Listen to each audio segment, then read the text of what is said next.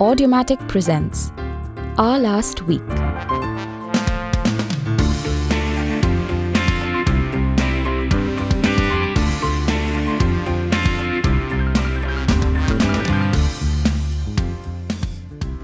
Hi Kunal. Hello, Pal.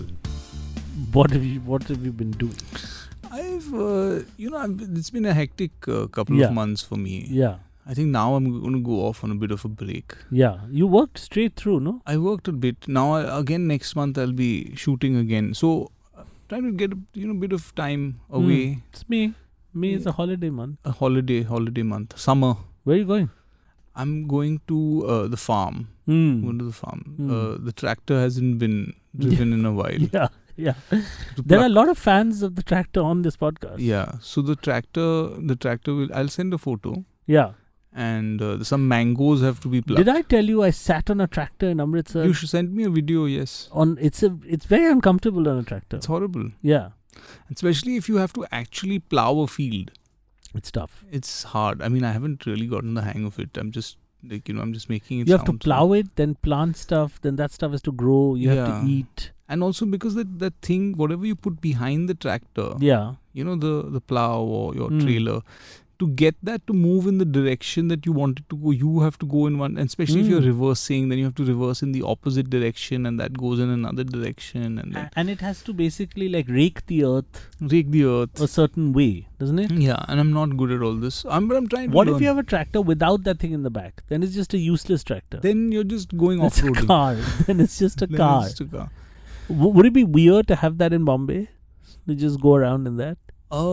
If you were plowing with it, then it wouldn't be weird. Then it would be fine. But I mean, we're on concrete roads. So but I think that the roads would be much better if they were plowed.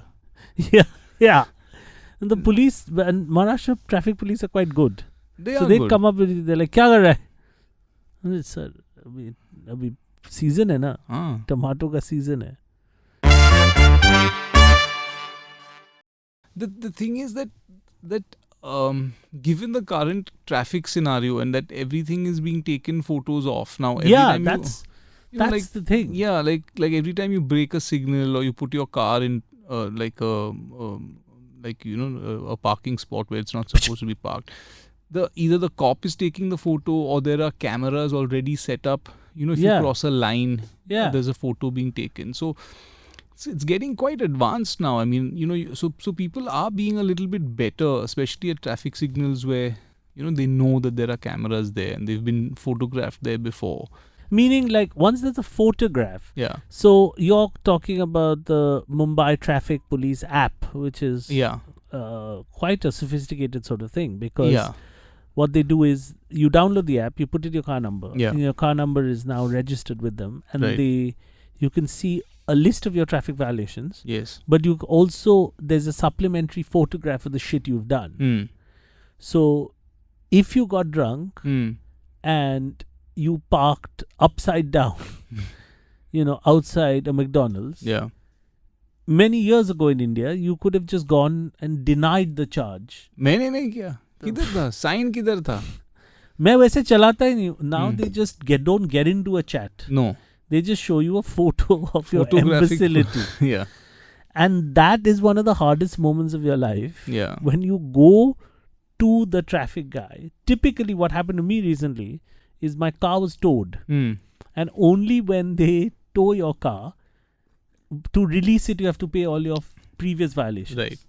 And then you will obviously negotiate with them and say, I have no previous violations. Yeah. He said, sir, you have 8 previous violations.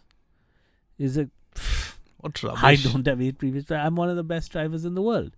Then they show you a photograph. And that photograph is when you drove your car into the Arabian Sea. Right? Shouting, "Kaun hai mera baap? Main hu mera baap." Yeah. Some rubbish like that. And then what can you do? Or the photo has the admission of guilt. Like, I bet you have traffic violations. Yeah. You've done the violation. And what's sad is that camera has captured you knowing your tongue is sticking out. Oof.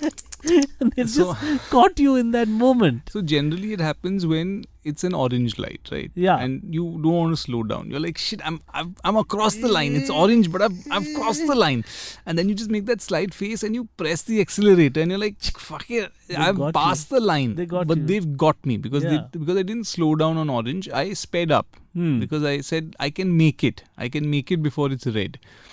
The thing is that even orange, if you've crossed on that line, it's still a violation, right? Yeah. But you feel like, no, I'm past the signal now. So generally, it's that feeling that racer kind of face, or it's that guilty face, that you generally have with the bigger eyes, and you're caught. Don't you feel so many crimes could be convicted if we could photograph the criminal at that moment of the crime? No, see, in many ways, a lot of these things, the camera is solving a lot. I mean, people now are more wary of, like even crimes in buildings, coming in and out of buildings, chor aaya, or, there's the security cameras at every exit and entry and all over buildings. Even when the painting is being done, they're more particular. The thing is, and I think it's a good thing, but generally, I think it's affecting a lot of our films and movies, and how do you do crimes? How do you show crimes now in movies when everything there's a traffic violation with a photo on it?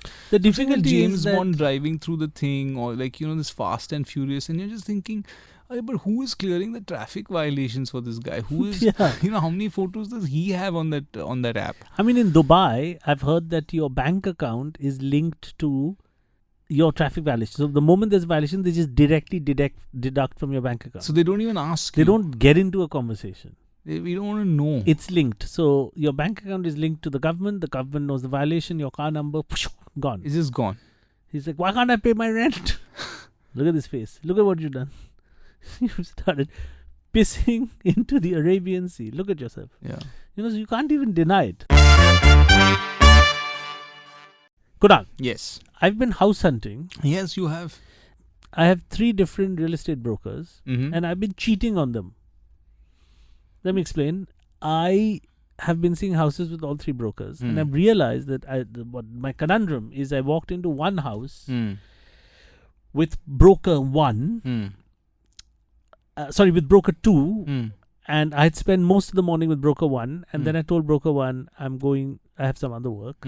And then I walked into this house with broker 2, and broker 1 was there with another client. With another client for that house? He was not representing that house? No. He was there for that house. But then why didn't he show you that house? Why didn't broker 1 show you that house? He did. He did. And I was too embarrassed that I didn't want to tell broker 2 that I had seen that house with broker 1. I returned to the house pretending I hadn't seen it. And I ran into broker 1 who said, but I showed you the house in the morning. But this you just saw. Yeah. So it became a very awkward situation. Yeah. Where then I had to pretend that broker 2 was my friend. Yeah. Who accidentally showed me this house because he kind of knew this house. Broker 2 luckily didn't make it more awkward because broker 2 understood what was going on. Yeah. He could have turned around and said, I'm not your friend, I'm a different broker. He's cheating on you. I'm on a date. He's cheating on you. Luckily, broker 2 kept his cool and smiled and said, yeah, he's my friend, etc. So, how do I deal with the situation? Is there a way to deal with the situation? I think that it's very important at the onset with any broker that you engage with is to tell them that, see boss, this is an open relationship. This could go anywhere. Okay. This is I'm going to be fucking around on the side. I'm going to be fucking around on the side, top, left, right, bottom, everywhere. Okay. You don't fulfill all my needs. There's no way. And the thing is that this is not some monogamous thing over here. Okay. This is not some, one-way thing. I know you are showing other people the same flat. Yeah. It's not like if you showed it only to me, you won't show it to anyone else who's looking for a flat. Is that the case? You're going to show it to 40 people. In fact, you're here with another person. You're with another person. You cheated on me. You cheated on me. You just showed it to me in the morning. Now, how dare you show it to this guy? How many people are you going to show to, huh? You're going to show to everyone. This marriage is over. It's over. So I'm saying that it doesn't work like that. It has to be open. You have to be very open with them saying, listen, I'm going to be fucking around. I'm going to be going everywhere. I'll be going twice. If I might even go to the same apartment with 3 different brokers, they might offer me 3 different prices. So it's a free for all right now. It's anything is possible. Anything is possible. We don't know which way the cards are going to land. I'm not yours exclusive. There's no exclusivity here. Let's keep it open. It's open. Are you up for open? Then, and I think brokers will respect you. They'll respect because they'll respect what happens is most landlords and tenants screw over brokers later. They don't pay them. They don't. Yeah. So brokers will also. ये साहब बहुत clean है. बहुत clean है. He tells you up front कि मैं corrupt हूँ. That he's corrupt. He's telling you up front he's cheating on you. कि मैं देखो पूरा पैसा नहीं देने वाला. I'm not going to. So trustworthy in his lack of trust. Up front only he says. Straight up front he says, I don't like you. Yeah. So many years later they tell us they hate us. This guy is saying that he hates us. It's very good. But have you found a broker that you have a soft spot for, who you feel that this guy really gets me, he understands what I need, he's really, because sometimes I feel that when you find a real quality broker, now you feel like, oh, this guy, he's he's the one who really gets me, he gets my sensibility, he knows I'm not going to like this, what I like, what I don't like. So overall I've realized that the brokers, I don't know if you notice this, don't know anything about the flat, and they're usually there through a network of other brokers, and once they get there they have to pretend like they have some information, so they give you information that is unfolding. Like, sir, ये दरवाजा है खुल रहा है. As you can see, ये 2 bedroom है यहाँ पे, ये owner है. He's just pointing to things as they are happening. Fridge है. And window hai. Sometimes they haven't never visited that flat. 99% of they the haven't. time. They haven't. They don't know. They're seeing it for the first time. Because I remember once, many years ago, when we were looking. Sometimes they don't even. Sorry, I just want to quickly mention. They don't even have the mandate to show you the flat. Yeah. They're waiting for the key. They're waiting for the key, but also the flat may not be available. It's not up for lease only. It's not available. It's just a place. मेरा घर है ये, कौन है तुम? नहीं, वो flat देखने का था. फ्लैट देखा मतलब मेरा घर देखेगा क्या? And the owner is also, देख लो. Yeah. Sometimes the owner also, so they try their luck. Yeah. They go to a functioning residence. देख लो कितना मिलेगा इसका? So I'm saying, if you go to enough homes that are not up for rent or sale, then you just say, "Dekhna hai." Yeah. So 1 out of 10 will say, "Okay, see it." I think what you should do, Pal, is just go to a building that you like from the outside. Yeah. Fuck the broker and all that. Just knock. Just go from door to door. You think? Saying, I'd like to see the flat. So why? Because I'm renting. But my flat is not up for rent. Oh, it's not up for rent. But do you mind if I just see it? I'll just see it. And then I'll make you an offer also. My kids are studying. Come. Okay, come, sit, come, have some water. So I'm saying, most will say, hey, get out of here, you bastard. Some will say, okay, come, see it. Say, I'm actually looking for another flat. That flat is closed. But your flat is the same as that. So you can worm your way in. And then you can start a conversation. Which I think, when they say broker, yeah, they have nothing to offer you. They have no, because a lot of times they're sending me photos of houses that have gone, houses that are not in the city. See what just went. It wasn't there. Yeah, it's from an Airbnb website. I remember once, many years ago, when we were looking, and we were just starting a very young couple, so we didn't have much money. So, young couple, we didn't have much money, limited budget, we were looking for a place to rent. And again, one of these brokers took us to one of these houses, he hadn't seen it.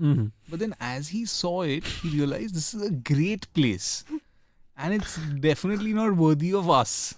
So he started saying, no, this is very good. This is very good. This is not for you. This is not for you. So he... on your face. On the face. So he started getting worried that, you know, we would try and get the price too, because he knew that he could now make some bigger money off this place. And this is definitely not our budget. This is some other budget. So he started, so he said, no, don't see this place. I said, but we like this place. And I said, no, it's not in your budget, not in your budget. I think he wanted that place for himself. Not available. Not available. But the owner's saying it's available. No, not available. Not available. I'm talking to the owner. Break his face. I want to have we very rarely share private information on this podcast, but as you know, many years ago, the house hunting has brought me to this. Many years ago, I was in a relationship with somebody for a long time, and there was a particular building in Bandra where we started our lives. And I'm not in a relationship with that person anymore for many years, and I'm in a relationship with somebody else. And as luck would have it, in my house search, the broker took me to the same building where I started my first relationship, my first legal matrimony, as it were. And 15 years later, my broker has taken me back to the same building, different flat, higher floor. And I'm now in a different relationship, and I might be moving in with this person. Right. In this... But the great conundrum is, it's in the same building. Yeah. And I privately mentioned this to you. Yeah. And this is odd because normally I don't share stuff like this for our listeners. But you said something very funny about what this might mean.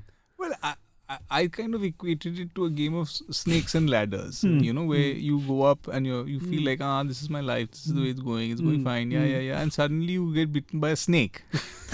And you come back to that building, and you just feel like, but this is where I was like 15 years ago. I mean, similar sort of situation, relationship. I didn't own a house in Bombay. I was looking to rent. Early days of a relationship. How come I'm feeling? But I think it's a great thing, Pal, because it's almost like you wouldn't have aged. Yeah. Hopefully you would have moved forward a little bit. And in Snakes and Ladders, it's called something, no? It's there's a 0 point that you fall back into. I feel like you've gone back there. Yeah, if you go back in life, you just go to that same point. Same point, yeah. There's the same building in Bandra. Yeah. The only difference between then and now is I did not realize that my urologist, the man who removes kidney stones from my body in ways that I do not wish to describe on this podcast, also lives in that building. Lives across the road from me. Oh, wow. Yeah. So now if I accept that when I lived there when I was younger, he's literally a stone's throw away from me. He's literally a stone's throw away from me. Yeah. Sorry. That was there to be taken. Except that back then he had not penetrated me with a very thin microscopic pipe. Right. Which he now has. Yeah. Which he can literally do from across the road. I guess I could just go to his house. Yeah. I don't know if you know how they remove stones. I don't want to get into it. They use a straw, right? It's a very thin thing, and they remove the stones from your kidney. Like how Daniel Day-Lewis said, if you have a very long straw, you can take that straw. Where did he say that? Across, he said it in There Will Be Blood. But anyway, that's... About kidney stones? No, about oil. But anyway. Correct. Yeah. And the process, I assume, is very similar. Yeah, I guess. Anyway, that guy, right, and I'm back at 0. Right. And I don't know if I should be reading into this. And then you said it's like a game of Snakes and Ladders. Yeah. Now, my conundrum is, should I take this apartment or not take this apartment? Well, I think you should take it on its merits. If it's a good apartment, has good light, not much sound, good ventilation, done up to your aesthetic, I don't think there should be any reason why you shouldn't. Except my past. Except your past. Which lingers in that building. Yeah. In the hallways. I can't find anything funny here. Like I'm looking. Yeah. Except the sadness, the wreck of my life. I can't find an angle here, Yeah. It's like if you look back, say, you meet a director of a particularly shit film you were with. And you're doing 30 years have passed and you're doing another film with him. You're like, where has my life gone? Why have I returned? And it's as shit as that was. As if not worse. Yeah. and you're with that director and he's making you be a face. And then you feel like, how is my life gone anyway? What happened? Yeah. Well, I don't think you should look at it that way, Pal. I think you should just look at it as a flat, which is good. But I would understand if my current partner had issues with wanting to live there. Well, yeah, I guess, really. Well, I mean, I would understand if it were the same apartment. Well, I'll give you a bigger conundrum. We saw an apartment where the renter had died at sea. Okay. And my partner said she thought it was bad luck. Okay. And I said it would be bad luck only if he died in the apartment. Well, if he died at sea, right, is it the apartment's fault? Well, I think in either case it's good luck because the apartment's up for rent. You know. Kunaal. Yes. I had a very interesting conundrum. I am currently, as you know, in temporary accommodation. And our lights are flickering today. Yeah. I mean, I just randomly said our lights are flickering. I don't even know if I have any basis to say this. No, it is flickering. That is true. But I think we're still recording, so we're okay. Yeah.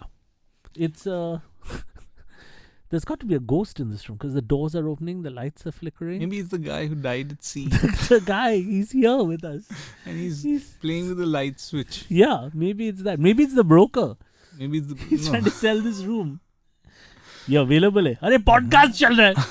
निकलो यहाँ से. So 1 BHK है.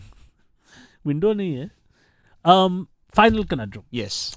I was staying. I'm staying in a army area. Right. In temporary accommodation. Right. Rented for a short while.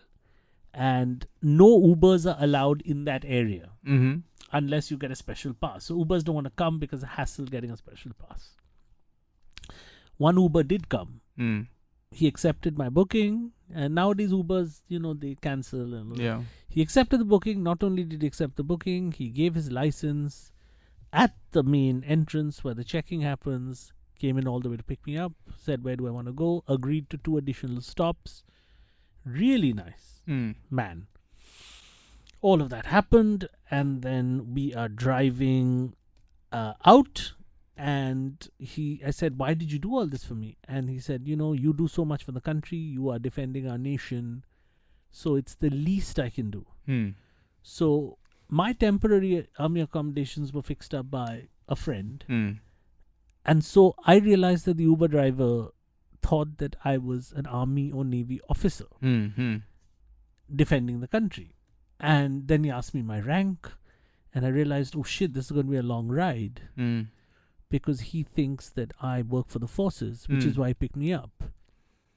And I didn't know what the ranks were in the army, and so I didn't know what to make up quickly. I couldn't say Commodore. Admiral, because that sounded like a pretty senior. Yeah. Couldn't say Major General. Yeah. Couldn't say Colonel, seemed too low. Colonel. Commodore seems officer, Major. Commodore. I could Commodore Pal. So I said, मैं computer side में हूँ of the Navy. Computers में हूँ. He said, what does that mean? I said, I run all the computers. So I had to bullshit quite a lot. Do you think, my conundrum is this, do you think if I had told him the truth, he would have cancelled the ride and told me to fuck off? No, he wouldn't have done that. I mean, he would have continued the ride, but he would have felt silly. He would have felt, I made a fool of myself. Why did I assume that this guy is in the army just because it's an army area? And then he wouldn't have felt so good about what he had done. And he would have said civilians also live here. Yeah, and he said, फिर मैंने क्यों किया ये सब? Why did I do all this stuff? Why did I make the extra effort and all that? He might think that and might, but I'm saying that what you did is actually, you made him feel better. You made him feel that his effort of actually giving his thing and saying, listen, you do so much for our country, and all I need to do is spend an extra 5-10 minutes to give my little ID and take it back and whatever. I'll do it because I feel I want to do something for this. So you kept up that little. I did, yeah, didn't I? So I think you did the right thing. You said, yeah, of course. So he ends the ride feeling good. he ends the ride feeling, shit, I did something for someone from the army. I went the extra mile. So ultimately, he felt right better, at the end, he said Jai Hind, I said Jai Hind. We both saluted. Right. But he saluted first. Yeah. I didn't even know what the right salute was, so I did some salute. Right. So, yeah, like I'm confused whether I have also betrayed him and the nation and the army by just getting off at a cafe coffee at a Starbucks in Santa Cruz, saluting him inanely. And maybe he'll come across, if he Googles me, I told him my actual name, he'll find out that I'm an idiot comedian. Yeah. Instead of being a person that repairs naval ships. Yeah. And he was an old, lovely, lovely man. So I didn't want him to think that he wasn't serving the country. It's me who was not serving the country. So I tried to keep the lie up for about an hour and a half. And I said, yeah, it's tough, being... It's hard. I'm thinking of retiring. He said, you're too young to retire. You need to see active battle. I said, yeah, I need to see active battle. Then I told him, every day is a battle. Yeah. To her rose. And then he said, no, it's not. I meant an actual fucking battle. I said, okay. So I've realized that once you've committed to a lying profession, you have to stick to it, don't you? I think it would be a disservice to you as a writer and a comic if you hadn't... Right. If you hadn't gone through with it. And if you had just come out with the truth. Yeah. And said, क्या बात कर रहे हो? मैं तो army में नहीं हूँ. देखो मुझे मैं लगता हूँ क्या आर्मी का. मेरा स्टमक देखो. ये मोटा लोग को मेरा स्टाइल देखो. My clothes, look at my hair. But also maybe he presumed like there's so many different kinds of people in the army. But that's how nice, there are such good people in the world. Yeah. Very few. I mean, most Ubers don't want to take you anywhere. Yeah. And this guy and I felt like maybe I should go over to his house. Maybe with a broker. I don't know. I feel like I've done some wrong. Like I want to confess. I don't think you've done anything my wrong. Soul. Nothing wrong. I can find him through Uber, call him. Yeah. Be like, listen, I lied to you. Do you think he'd smack me in my face? He'll be disappointed. He said, ऐसा बात पे झूठ क्यों बोलने का? He'll be very disappointed in you. I think it's a much nicer thing to go back have as a memory. Like, it's a much nicer... You know what I did that one time? I gave my... Rather than, you know what I did that one time? I thought that guy was in the army. Then he lied to me that he was in the army. But even weirder if I go back a month later. Yeah. That my conscience gnaws away for a month. Yeah. A month later I call him up. He said, he doesn't remember me. आप कौन है? And आप उठाया था मुझे. हाँ. कुछ... Did you leave anything? A wallet? No. I just came to tell him, not from the army.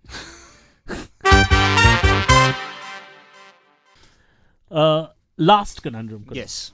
There's an airline called Go Air. Go. Now, they might be going bankrupt. They're on their way. They're going bankrupt. And you had a suggestion on... you were surprised that this could not have been predicted earlier because you said there's a hint in the name. I mean, it's the answer to the question, which airline is going to go bankrupt first? And say, go first. The answer is go first. And the name of the airline is Go First. It's going to go first. And it's gone. And it's gone first. Now the current situation is that my friend was going to a wedding in 6 months and he's bought 9 tickets. And they are telling him that they may or may not have planes. Or they may or may not exist. They may or may not exist. But if they exist, they may or may not fly also. If they exist, they may or may not fly and they will not refund him. Now, I'm saying this is a brilliant conundrum. This is not often in life where you prepay for something where the thing may or may not be there. For example, I'm supposed to go see, say, the Taj Mahal in a month. Yeah. I should call the Taj Mahal and tell them, 1 महीने में रहेगा ना? हाँ. And they'd be like, देखेंगे sir, उस time पे आप check करो. जब आओगे तो देखो. हो भी सकता है. ना ही भी हो सकता है. No, but it's the Taj Mahal. Where will it go? But I'm saying there must be many occasions where people make all these plans, go to the Taj, and then they say, "Oh, it's today is not today. Happened you to can't me. go." Friday, I went on a Friday. It was shut. Happened to me. Friday it's shut. Yeah, I didn't know that. It's a full serving. It's a mosque on Fridays. But how? It's not a mosque. It was they pray in front of the Taj Mahal. They use it as a house of worship. So on Fridays it's shut, and I could only see it on Saturday from the river, from the Yamuna, from behind. I couldn't see it. So you're going to go again? Hopefully, if it's again. If it's open. If it's there. Now we guarantee certain institutions, but say tomorrow if the Taj Mahal Palace Hotel closes or is not there, it's not. They haven't. This is the thing. When you buy a future thing, they haven't promised you they'll be there forever. A lot of people thought, go where is it going? It'll be here forever. It was in the name. We should have picked it up. Now it's gone. First. We told you we would go first. This is our last week. It is. It's been a pleasure. I continue to be homeless, but my only home is this podcast right now. That's true. So you can live here or something. I'm going to live on this basement. I'm going to start selling this to other brokers. Yeah. It'd be great if the producers come in and there's a family sleeping. They've moved in. Cook somewhere in the corner. Yeah. We're at Alasweek at audiomatic.in. We're also at patreon.com/Alasweek. That is us. That is and we are here first and we will be here last. We might go first. We might go. We've got to go now actually. I'm going now. Bye. You were listening to Our Last Week, produced by Rajesh Tahil and Avdut Khanolkar, hosted by Anuvab Pal and Kunal Roy Kapoor, assistant producer Akanksha Kadam.